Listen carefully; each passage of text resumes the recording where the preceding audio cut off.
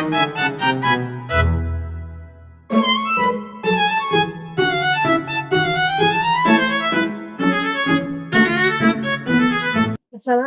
warahmatullahi wabarakatuh. Perkenalkan saya Kak Desa Rasi dari kelas 7E. Pada kesempatan kali ini, saya akan menjelaskan tentang regulasi emosi dalam social emotional learning dalam perspektif Islam.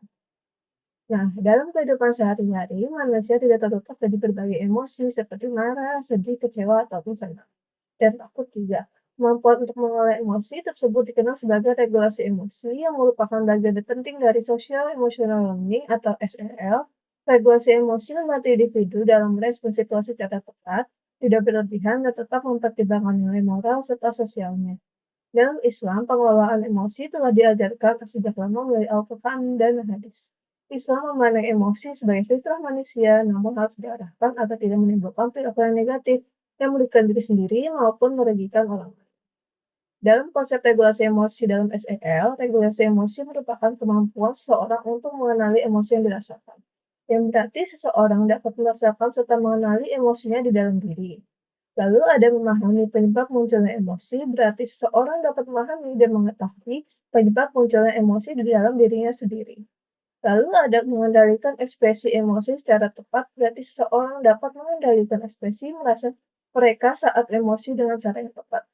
Menyesuaikan respon emosi dengan situasi, berarti seseorang dapat mengontrol atau menyesuaikan respon dari emosi yang dirasakan berdasarkan situasi.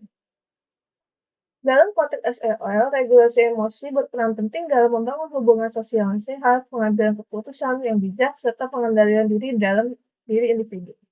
Menurut para ahli, ada Grant and Romer, regulasi emosi berarti seseorang akan sadar, paham, menerima, dan mengendalikan emosi, serta tidak mudah untuk bertindak impulsif.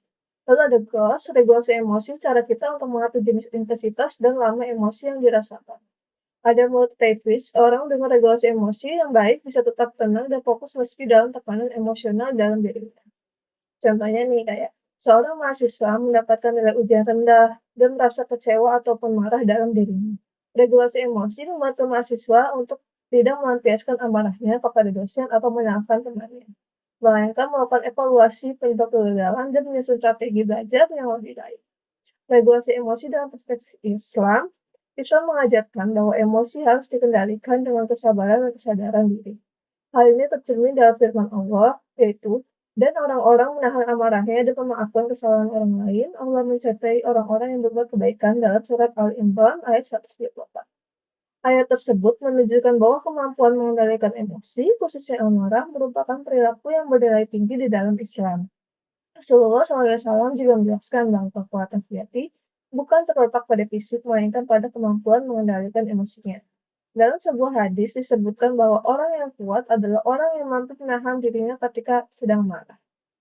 Contoh penerapannya kayak dalam lingkungan kampus, mahasiswa akan sering dihadapkan pada perbedaan pendapat saat diskusi kelompok atau kerja kelompok. Regulasi emosi menurut Islam mendorong mahasiswa untuk menyampaikan pendapat dengan tenang, menghargai pandangan dari orang lain, dan menghindari kata-kata yang menyakitkan. Nah, di sini ada bentuk-bentuk regulasi emosi dalam perspektif Islam.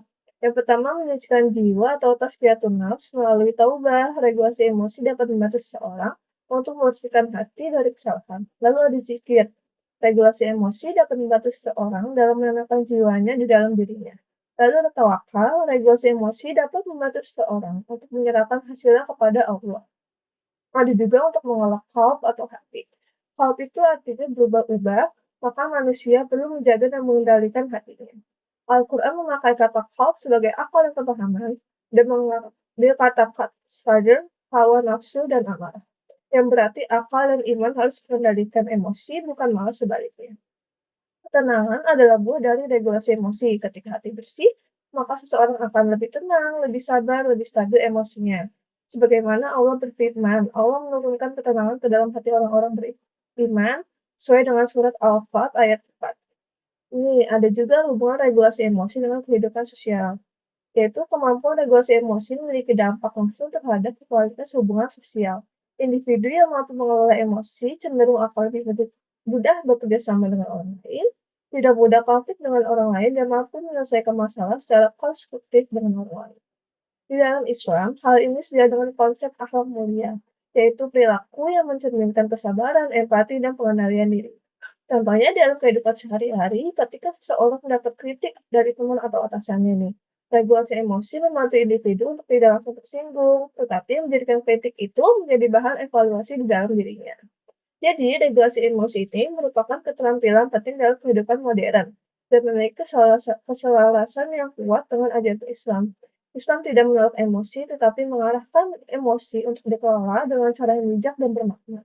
Dengan kemampuan regulasi emosi yang baik, individu akan membangun kepribadian stabil, hubungan sosial sehat, serta perilaku sesuai dengan nilai spiritualnya.